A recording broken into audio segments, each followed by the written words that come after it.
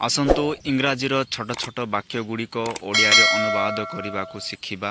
ସେଗୁଡ଼ିକ ହେଲା ସମଟାଇମ୍ I think ମାନେ ବେଳେବେଳେ ମୁଁ ଭାବେ। ସମଟାଇମ୍ ଆଇ ଥିଙ୍କ ମାନେ ବେଳେବେଳେ ମୁଁ ଭାବେ। Why are you so selfish ମାନେ ତୁମେ ଏତେ ସ୍ୱାର୍ଥପର କାହିଁକି? Why are you so selfish ମାନେ ତୁମେ ଏତେ ସ୍ୱାର୍ଥପର କାହିଁକି? ଆଉ ଗୋଟେ ସେଣ୍ଟେନ୍ସ ୟୁ ଇଗ୍ନୋରିଂ ମି ମାନେ ତୁମେ ମୋତେ ଅଣଦେଖା କରୁଛ। ୟୁ ଇଗ୍ନୋରିଂ ମି ତୁମେ ମୋତେ ଅଣଦେଖା କରୁଛ। ଆଉ ଗୋଟେ ସେଣ୍ଟେନ୍ସ ବଟ୍ ହ୍ୱାଇ ମାନେ କିନ୍ତୁ କାହିଁକି? ବଟ୍ ହ୍ୱାଇ ମାନେ କିନ୍ତୁ କାହିଁକି? ଥିଙ୍କ ଇଟ୍ ଅନ୍ ମାନେ ଏହାକୁ ନିଜର ବୋଲି ଭାବ। ଥିଙ୍କ ଇଟ୍ ଅନ୍ ମାନେ ଏହାକୁ ନିଜର ବୋଲି ଭାବ। ଥିଙ୍କ ଇଟ୍ ୟର୍ସ ମାନେ ଏହାକୁ ତୁମର ବୋଲି ଭାବ।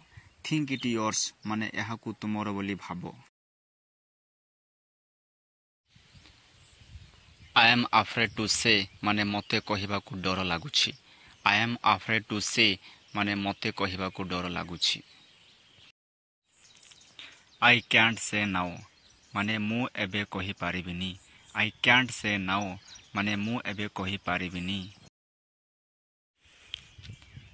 ଆଇ ପ୍ରମିଜ୍ ୟୁ ମାନେ ମୁଁ ତୁମକୁ କଥା ଦେଉଛି। ଆଇ ପ୍ରମିଜ୍ ୟୁ ମାନେ ମୁଁ ତୁମକୁ କଥା ଦେଉଛି।